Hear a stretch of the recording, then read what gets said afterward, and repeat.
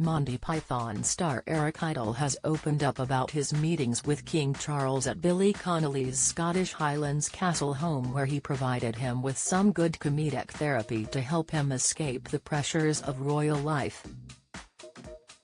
The 81-year-old actor is known to have a good relationship with beloved Scots comedian Sir Billy, who previously owned a luxurious Canticraig house, which is located near Strathdon in Aberdeenshire, just 16 miles from the royal family's Aberdeenshire estate at Balmoral. In a new interview with the Australian Women's Weekly, Eric revealed that he and a bunch of their famous comic friends would gather at Billy's home, and then Prince Charles would call up the biggie and invite himself round for dinner. He disclosed to the magazine, "We would all go up to Billy Connolly and Pamela Stephenson's home in Canticraig. He used to call it Pamelot. It wasn't far from Balmoral. And there might be me and Robin Williams and Steve Martin and Eddie Izzard. And then, King Charles would call up Billy and said, 'I hear you've got some very funny people over. Can I come to dinner?' He'd come, and the comedians would just let loose and he would laugh and laugh, because, if you have to spend all day with people calling you sir and creeping around, it's really refreshing to have people just treat you as a human being. I think it was good therapy for him." Eric then went on to reveal how he felt a sympathy for the then-future monarch and the pressures he faced. Recalling a conversation with Charles, he said, "At one point, he said, 'Oh, you should be my jester.' And I said, 'Why would I want a awful job like that?' And he laughed. He laughed because that's what a jester's job is, to remind the monarch that they're just human. I think it's a terrible role to be in, royalty. I'm against it on the ground that it's very bad for the people to be involved in it.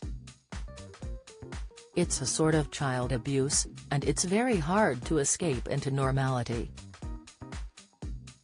Charles was such good pals that he and Camilla were invited to his old pal Billy's home in Aberdeenshire back in 2002 for a star-studded celebration for the Scots' 60th birthday. Billy and Pamela later sold their Canticraig estate in 2014 to current owners Lynn and Mark Lino.